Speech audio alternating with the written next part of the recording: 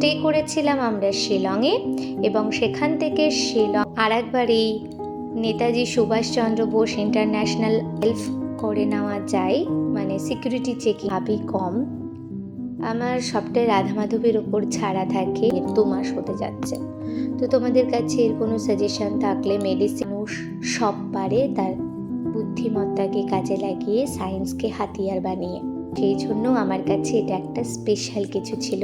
তোমার কিছু ভয় লাগে বা কিছু ফিল হয় সেরকম তাতে পাঠিয়েছেন আমাদের যে পূর্ব নির্ধারিত কিছু কর্ম আছে, সেই টুরিস্ট স্পট তোমাদের সাথে আমি সেটা শেয়ার করব। এখানে আমরা দাঁড়িয়ে গেছিলাম আমাদের লাগেজ নেবার জন্য। এই এয়ারপোর্ট আমার ভীষণ ভীষণ ভালো লাগে।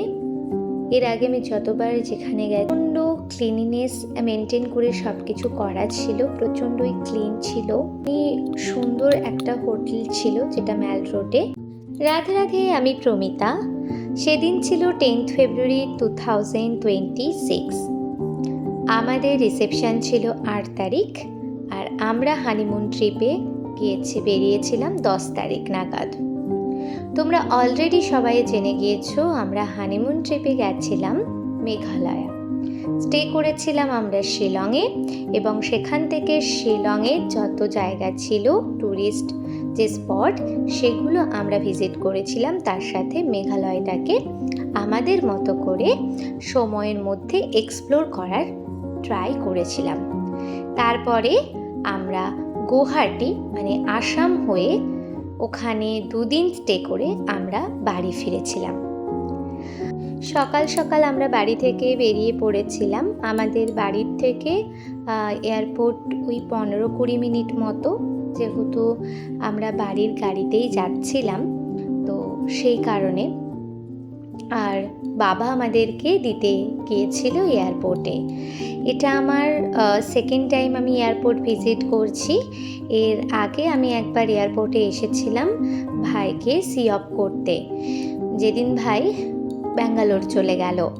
তো সেই একবার এসেছিলাম, আর একবার আমরা এখন এই হানিমুন ট্রিপে যাচ্ছি শিলং। তো আর একবার এই নেতাজি সুভাষচন্দ্র বোস ইন্টারন্যাশনাল এয়ারপোর্টে আমার এটা সেকেন্ড টাইমের জন্য ভিজিট। আমি অনেক অনেক অনেক বেশি এক্সাইটেড ছিলাম, তার কারণ এটা আমার ফার্স্ট ফ্লাইট জার্নি ছিল আমার লাইফে। আমার হাজব্যান্ডের মধ্যে কোনো কিছু আপনারা দেখতে পাবেন না, তার কারণ ও যে কতবার চড়েছে মানে কাউন্টলেস। আজকে ওর যত বছর জব হলো টাইমটাকে বাঁচাবার জন্য সে ফেরার পথ মানে যাওয়া আসা দুটোই সে ফ্লাইটেই যাতায়াত করে, যাতে টাইমটা ওর ম্যানেজ হয়ে যায়। তো সেই কারণে তো যাই হোক, তখন তো অনেকটাই ঠান্ডা ছিল অনেকটাই। তো সেই জন্য বাবাকে দেখে তো বুঝতেই পারছেন যে কীরকম ঠান্ডা পড়েছিল। বাবা তো আপাদমস্তক সব একদম মানে কভার আপ করে বাড়ি থেকে বেরিয়েছেন।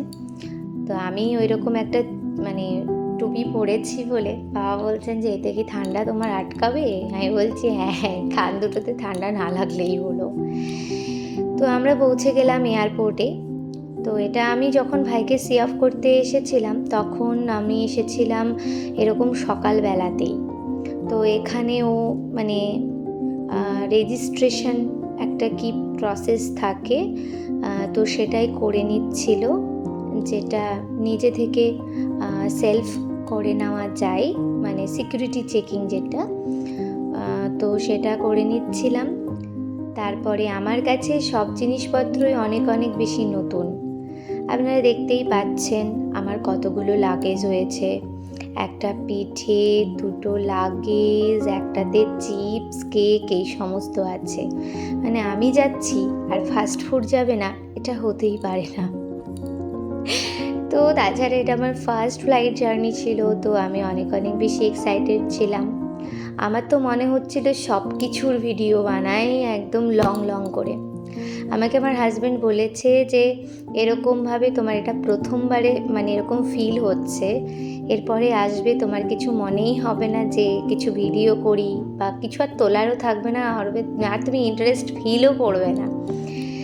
তো যাই হোক, আমার প্রচণ্ড ঠান্ডা লেগে গিয়েছে, সেটা আমার গলার আওয়াজেই বোঝা যাচ্ছে।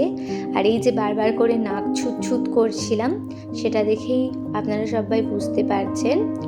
বিয়ের মধ্যে যখন আমার 6 ফেব্রুয়ারি বিয়ে হয়েছে আর আমার 8 ফেব্রুয়ারি ছিল রিসেপশন, তো তখনও ঠান্ডা ছিল, কিন্তু যেহেতু বিয়ের শাড়ি গয়না এগুলো আমাকে ক্যারি করতে হয়েছে, তো সেই জন্য সোয়েটার এই সমস্ত তো আর পরা যাবে না, করা যাবে না।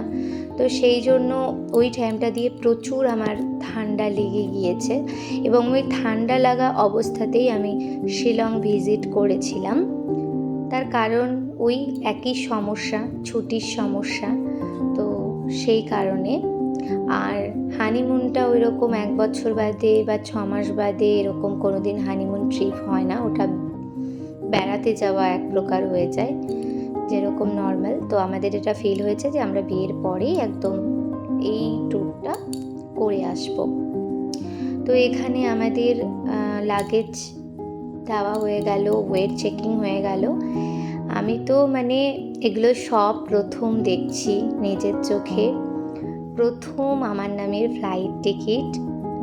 এতটা আমি জাস্ট তোমাদেরকে বোঝাতে পারবো না জাস্ট আমার কীরকম ফিলিংস হচ্ছিল।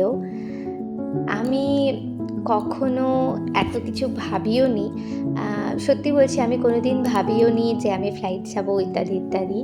আমি কোনো দিন এরকমভাবে যাবো বা এরকম কিছু। আর সত্যি কথা বলতে কি, আমি ভাবি কম। আমার সবটাই রাধা মাধবের ওপর ছাড়া থাকে। আমার রাধা মাধব যেটা ভালো মনে করবেন, আমার জন্য যেটা বেস্ট হবে, রাধা মাধব সেটাই করবেন, এটা বলেই আমার বিশ্বাস। এখনও পর্যন্ত আমি ঠাকুরের পুজো করা শেষে কখনো আজ পর্যন্ত আমি ঠাকুরকে বলিনি যে ঠাকুর আমার এটা করে দাও, আমার এটা চাই, আমাকে এটা কেন দিলে না, কেন এটা পেলাম না। শুধু এটা বলি, ঠাকুর তুমি আমাকে এখানে পাঠিয়েছো পৃথিবীতে, তোমার যেটা মন চাই, যেটা বেস্ট হবে আমার জন্য, তুমি তো সব দিকে নজর রাখছো, তুমি সব কিছু জানো কোনটা দিলে ভালো, কোনটা না দিলে ভালো। তো তোমার যেটা আমার জন্য বেস্ট মনে হবে, চারিদিক পর্যালোচনা করে তুমি আমাকে ঠিক সেটাই দেবে। আমি ঈশ্বরে বিশ্বাস করি, আমি নিজে অত কিছু ভাবি না। ঈশ্বর তো আছেন, উনি আমার জন্য চিন্তা উনি করবেন। আমি নিজের জন্য চিন্তা করে করবোটা কি? আমি তো আমার নিজের স্রষ্টা নই। হ্যাঁ, যতটুকুনি নিজের কর্ম সেটুকুনি করতে পারি, সেটুকুনি করে চলছি প্রতিনিয়ত। এর বাইরে ফলে কি হবে সেটা আমি বলতে পারবো না, আমি জানি না। তো আমরা এখন চলে যাচ্ছি আমাদের যে গেট নাম্বার আছে সেখানে। আমার সব কিছুই টোটালটাই পুরো নতুন ছিল। আর এই বিয়ের মেকআপ করার পরে না আমার গালে অনেক বেশি পিম্পলস বেরিয়েছিল। আর এখনও যখন আমি এই ভয়েসটা দিচ্ছি, ভয়েস ওভার, তখনও আমার ঠান্ডা লেগেছে, প্লাস হচ্ছে আমার পিম্পলস, যে সমস্যাটা বলছিলাম, পিম্পলসের সমস্যাটা এখনও পর্যন্ত আমার চলছে, বিয়ের 2 মাস হতে যাচ্ছে। তো তোমাদের কাছে এর কোনো সাজেশান থাকলে, মেডিসিন বাদে অন্য কোনো যদি সাজেশান থাকে যেটা ফ্রুটফুল হবে, তাহলে আমাকে অবশ্যই কমেন্টে জানিও। এখানে আমরা ওয়েটিং করছিলাম যে আমাদের কখন ফ্লাইটের অ্যানাউন্সমেন্ট হবে, অ্যান্ড দেন আমরা এই যে ইলেকট্রিক যে ভেহিকেল বাসটা রয়েছে সেটাতে করে আমরা আমাদের যে ফ্লাইটটা রয়েছে শিলংয়ের, আমরা সেখানে পৌঁছবো। তো আমাদের গেট নাম্বার 104 ছিল, তো আমি সেখানে ওয়েট করছিলাম। এতদিন আকাশে ফ্লাইটগুলোকে উড়ে যেতে দেখতাম, এয়ার বাসগুলো আমার মাথার উপর দিয়ে উড়ে যাচ্ছে, আকাশে উড়ে যাচ্ছে, তাকিয়ে দেখতাম। আজকে সেই এয়ারবাসে আমি নিজে চড়বো, ওই এয়ারবাসের মধ্যে আমি নিজে থাকবো। এখানে টাইমগুলো দিয়ে দিয়েছিল যে কোন ফ্লাইট কখন যাবে, আর আমাদের ফ্লাইট ছিল ইন্ডিগো। তো আমাদের যে বাস করে আমাদের নিয়ে যাবে সেই ইলেকট্রিক ভেহিকেলটা চলে এসেছিল, এবং উঠেও গিয়েছিলাম। কাছ থেকে শুধু আমি প্লেনগুলোকে দেখছি আর ভাবছি যে সায়েন্স বড়ই অদ্ভুত, মানুষ কি না কি পারে, তাই না? ফিজিক্সের মাধ্যমে মানুষ কি না কি করে ফেলছে। এই এয়ারবাসগুলো এত ভারী ভারী, এত বড় বড়, এগুলো কিনা আকাশে উড়ে চলে যাবে এবং দূর থেকে পাখির মতো ছোট দেখাবে।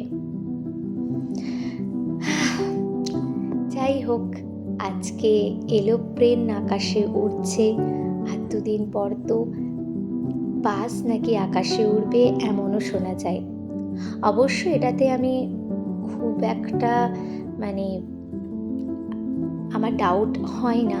জানি মানুষ সব পারে, তার বুদ্ধিমত্তাকে কাজে লাগিয়ে, সায়েন্সকে হাতিয়ার বানিয়ে। তো যত দিন যাবে মানুষ আরও বেশি কিছু আবিষ্কার করবে, আরও বেশি কিছু আমরা দেখতে পাবো, আরও বেশি কিছু আমাদের সামনে প্রতিনিয়ত আসতে থাকবে। তো আমাদের বাসটা স্টার্ট করে দিয়েছে। আমাদের যে ফ্লাইটটা রয়েছে সেই এয়ারবাস পর্যন্ত আমাদের পৌঁছে দেওয়ার জন্য। আমি শুধু তাকিয়ে দেখছি, বাপরে কত বড় বড় এরোপ্লেন, এগুলো আকাশে উড়ে যাবে। ওই যে দেখুন, ওই এরোপ্লেনটা, ও এখন 2 না 3 পাক মতো ঘুরপাক খাবে, গোল করে ঘুরে আকাশে ছু করে উড়ে যাবে। আমি জানি আমার এই ব্লগটাতে অনেকেই হয়তো এরকম কমেন্ট করতেও পারেন যে একটা ফ্লাইটে চড়ে বাবা কত এক্সাইটমেন্ট, কত কিছু। এরকম ফ্লাইট তো আমি হাজার হাজার চড়ি, এতে আবার নতুন কি? কিন্তু কি বলুন তো, আমার এটা না প্রথম ফ্লাইট জার্নি ছিল, আমার জীবনে ফার্স্ট টাইম ফ্লাইট জার্নি ছিল। আমার 25-26 ইয়ার্স এজে আমার এটা প্রথম ফ্লাইট জার্নি। তো সেই জন্য আমার কাছে এটা একটা স্পেশাল কিছু ছিল। আপনারা যাই বলুন, এটা আমার কাছে হিরে মণিমাণিক্য পাওয়ার মতনই অনেক বেশি দামি ছিল। আমি ফার্স্ট টাইম ওই বাসে উঠে পড়েছিলাম। আমার হাজব্যান্ডের জন্য এতটা বেশি এক্সাইটমেন্ট ছিল না, বাট ওর কাছে এটাই এক্সাইটমেন্ট ছিল যে ফার্স্ট টাইম ও ওর ওয়াইফের সাথে জার্নি করছে, এটাই তার কাছে এক্সাইটমেন্ট। আমি তো কিছুই জানি না, কিছুই বুঝি না। আমাকে বেলটাও ও পরিয়ে দিল এবং নিজের বেলটাও ও পরে নিল। আর আমি না যেখানেই যাই সেখানে আমি কিছু ফাস্টফুড আমার সাথে রাখার চেষ্টা করি, চকলেট, কেক, বিস্কিট। তার কারণ আমি কিছু না কিছু খেতে থাকি, আমার ভালো লাগে। তো সেই কারণে আমি উইন্ডো সিটে বসে গিয়েছিলাম। আমাকে আমার হাজব্যান্ড বলেছিল যে যদি তোমার কিছু ভয় লাগে বা কিছু ফিল হয় সেরকম, তাহলে উইন্ডো সিটটা আমাকে দিয়ে দেবে, তুমি পাশে এসে বসবে, কোনো ব্যাপার নয়। তো যাই হোক, আমি বললাম ফার্স্ট টাইম আমার জার্নি, তো আমি উইন্ডো সিটেই বসে যাব, যতই আমার ভয় লাগুক। যাই হোক, এই যে জানালাটার বাইরে দিয়ে যে এরোপ্লেনের পাখাটা দেখছেন, আমি না প্রথমে ভেবেছিলাম এটা আর একটা এরোপ্লেন। হ্যাঁ জানি, আমার ব্লগ যারা দেখছেন তাদের মধ্যে অনেকেই হয়তো এই বিষয়টা নিয়ে হাসাহাসি করবেন বা একটা খারাপ মন্তব্য করবেন, কিন্তু আমি ওই যে বললাম এটা আমার ফার্স্ট ফ্লাইট জার্নি ছিল। যত আকাশের দিকে উড়তে থাকলাম তখন বুঝতে লাগলাম যে না, এটা আমি যে ফ্লাইটে চেপেছি সেই ফ্লাইটেরই পাখনা। তো যাই হোক, পাখির মতো আকাশে উড়লাম। যখন না জাস্ট প্লেনটা ছাড়লো, আস্তে আস্তে করে ওপরের দিকে উঠে গেল, তখন আমি আপনাদের বোঝাতে পারবো না কি পরিমাণ ভয় পেয়েছিলাম। মনে হয়েছিল এই বাবা কি একটা যেন হয়ে যাচ্ছে, আমি ওই আকাশে উড়ে যাব। যখন প্লেনটা উঠে গিয়ে আকাশে একটা জায়গায় স্থিতিশীল অবস্থায় গেল, তখন এতটা রিল্যাক্স ফিল হচ্ছিল, নিজেকে পাখির মতন লাগছিল যে আমিও পাখি। মেঘগুলোকে কত কাছ থেকে দেখছিলাম, আকাশটাকে কত কাছ থেকে দেখছিলাম, একটা সুন্দর দৃশ্য, স্বপ্নের মতো। যাই হোক, তারপরে আমি অনেক ভালোভাবে উপভোগ করেছি বিষয়টা। অনেক একটা সুন্দর এক্সপিরিয়েন্স ছিল আমার জন্য। এটা আমার জীবনের ফার্স্ট ফ্লাইট ছিল, তাও আমার হাজবেন্ডের সঙ্গে, এবং যাচ্ছি হানিমুন ট্রিপে। আমার যেটা আজীবন আমার মনের গভীরে কোথাও তোলা থাকবে, স্মরণীয় হয়ে। ওপর থেকে দেখছিলাম নিচের গাছপালা, মানুষ, সড়ক, নদ নদী, সব কিছু কীরকম যেন খেলনা বাড়ির মতন লাগছে।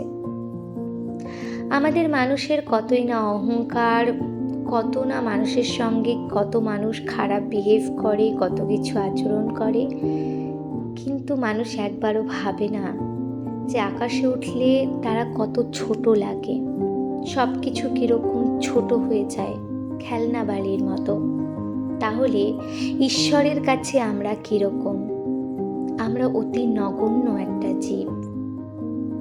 ঈশ্বর পৃথিবীতে একটা নির্দিষ্ট সময়ের জন্য আমাদেরকে পৃথিবীতে পাঠিয়েছেন, আমাদের যে পূর্ব নির্ধারিত কিছু কর্ম আছে সেই কর্মটাকে সম্পন্ন করার জন্য।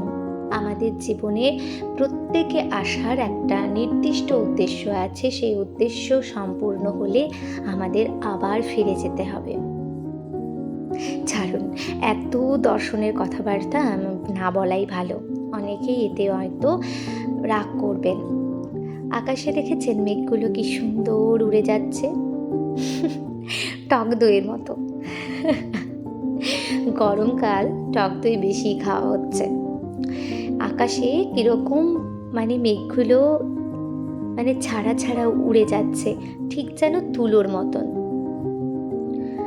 আমার জীবনে সব কিছুই প্রথম উপভোগ করছিলাম।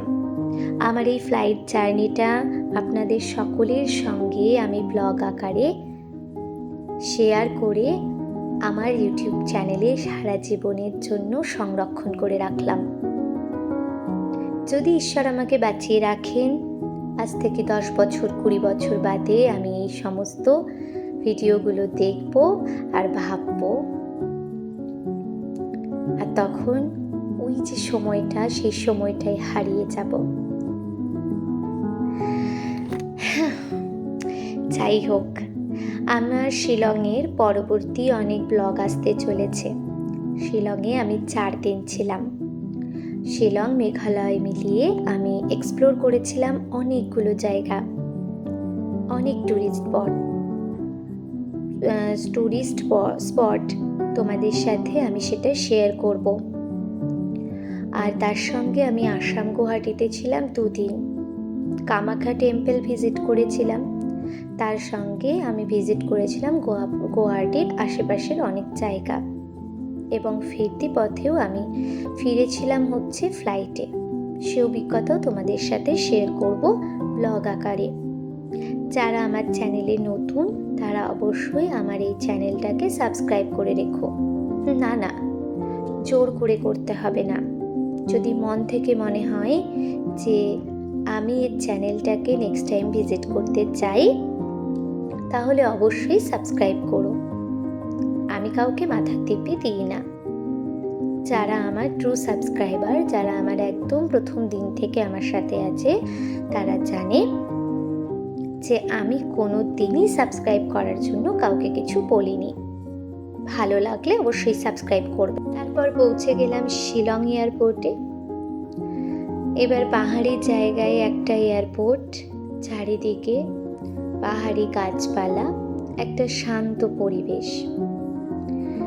আমি জীবনে না কি বলবো, এত ভালো লাগছিল যে জীবনে একটা নতুন অভিজ্ঞতা আমি সঞ্চয় করলাম। আমার জীবনের মেমরি হয়ে আজীবন থেকে যাবে যেটি। তো এখানে আমরা দাঁড়িয়ে গেছিলাম আমাদের লাগেজ নেবার জন্য। এই এয়ারপোর্টটা বেশ সুন্দর করে সাজানো ছিল। আমি তোমাদের সাথে শর্টস শেয়ার করব, সেখানে তোমাদেরকে এই এয়ারপোর্টটা ডিপলি দেখাবার চেষ্টা করব। আমি এয়ারপোর্টের যাবতীয় যে দৃশ্যগুলো, আমি সেগুলো ব্লগ আকারে নিইনি, সেগুলো শর্টের ফর্মে নিয়েছি। তাই জন্য আমি শর্টের ফর্মে তোমাদের সাথে যখন শেয়ার করব তখনই তোমরা দেখতে পাবে।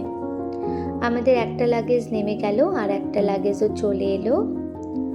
তো আর আমাদের রয়েছে হচ্ছে ওই চিপসের ব্যাগটা, সেটাও চলে এসেছিল। আর আমরা পৌঁছে গেছিলাম শিলং এয়ারপোর্টে। আমাদের আগে থেকেই আমাদের হোটেল বুকিং ছিল একদম শিলংয়ে ম্যাল রোডে। ওখান থেকেই আমরা আমাদের যে ট্যুরিস্ট স্পটগুলো রয়েছে আমরা সেখানে ভিজিট করব। তারপর আমরা গাড়ি নিয়ে নিলাম এবং গাড়িতে আমরা চড়েও গিয়েছি। আমরা যাচ্ছি আমাদের গন্তব্য শিলংয়ে। ওখান থেকে অলমোস্ট আমাদেরকে 1-1.5 ঘন্টা মতো জার্নি করতে হয়েছে। আর ওটা ছিল না, মানে নিচ থেকে ওপরের দিকে ক্রমশ উঠে যাচ্ছিল। তবে একটা জিনিস আমি শিলংয়ে ভ্রমণ করার পরে জেনেছি বা বুঝতে পেরেছি যে মুসৌরির থেকে এটা কম হচ্ছে ঢাল রয়েছে, কম উচ্চতায় রয়েছে। মুসৌরি তো অনেকটা খাড়া ঢালে অবস্থিত ছিল। আর আমি সেখানে তো 4-5 বার শুধু গোটা রাস্তাটাই আমি শুধু ভমিটিং করেই গিয়েছি। একটা জিনিস দেখলাম এখানে, মানে কি বলবো, একটু কম মানুষজন ছিল রাস্তায়, হয়তো সকালবেলা বলেই কম ছিল। আর তাছাড়া পাহাড়ে তো আমরা সবাই জানি যে জনমানুষ কতটা কম থাকে, ছড়িয়ে ছিটিয়ে জনবসতি গড়ে ওঠে, এক জায়গায় ওরকমভাবে থাকে না। পাহাড় আমার না ভীষণ ভীষণ ভালো লাগে। আমি এখনও সমুদ্র ভিজিট করিনি, আর আমার আসলে এত বেশি সমুদ্র ভালো লাগেও না, কিন্তু পাহাড় আমার ভীষণ ভীষণ ভালো লাগে। এর আগে আমি যতবার যেখানে গেছি সবই পাহাড়েই গিয়েছি, আর আমার জন্য আমার হাজব্যান্ড সবসময় আমাকে পাহাড়েই নিয়ে যায়।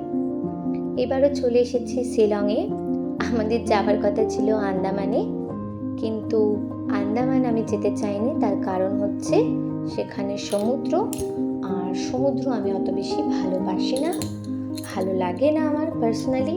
তো সেই জন্য সেটা ক্যান্সেল করে আমরা গিয়েছিলাম মেঘালয়। মেঘালয় অনেক সুন্দর জায়গা, আর এটা অনেকে সাজেস্ট করেছিল, প্লাস আমার হাজব্যান্ডেরও প্রচণ্ড পছন্দ ছিল। তো সেই জন্য আমরা গেছিলাম মেঘালয়। আমাদের পথ শুরু হয়েছে শিলংয়ে যাবার রাস্তাতে, মানে রাস্তায়। ওখানে আমাদের হোটেল আগে থেকেই বুকিং করা আছে। বলতে বলতে আমরা গাড়ি থেকে নেমে পড়লাম এবং এখান থেকেই আমাদের জাস্ট 1 মিনিটের রাস্তায় হচ্ছে হোটেলটা। হোটেল ইন্ডিয়ানাতে আমরা স্টে করেছিলাম। কারোর যদি এই হোটেল সম্পর্কে ইনফরমেশন চাই, হোটেলের নাম্বার বা কিছু, তাহলে অবশ্যই কমেন্ট করবেন, আমি আপনাদের সেটা প্রোভাইড করব। হোটেলের রুম নাম্বার ছিল আমাদের 202। চলুন এবার রুমটা আপনাদের সাথে শেয়ার করে দিই।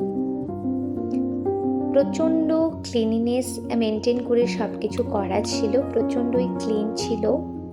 যেরকম দাম ঠিক সেই রকমই আমাদেরকে সার্ভিস প্রোভাইড করা হয়েছিল। একটা টিভি, একটা ইলেকট্রিক কেটেল, একটা মিনি ফ্রিজও ছিল, তার সঙ্গে একটা ওয়াল মিরর ছিল, একটা বেড, একটা চেয়ার, একটা টেবিল ছিল, আর একদম ম্যাল রোড ফেসিং একটা উইন্ডো ছিল। আর এটা হচ্ছে টয়লেটের জায়গা, ওয়াশরুম, যেটা প্রচণ্ড ক্লিন ছিল এবং ঠান্ডা গরম জলের ব্যবস্থা ছিল, মানে মিক্সচার ছিল। তো ভীষণই সুন্দর একটা হোটেল ছিল যেটা ম্যাল রোডে। তো যাই হোক, thank you for watching my full blog. তোমরা সবাই ভালো থেকো, দেখা হচ্ছে পরবর্তী ব্লগে। Tata, by.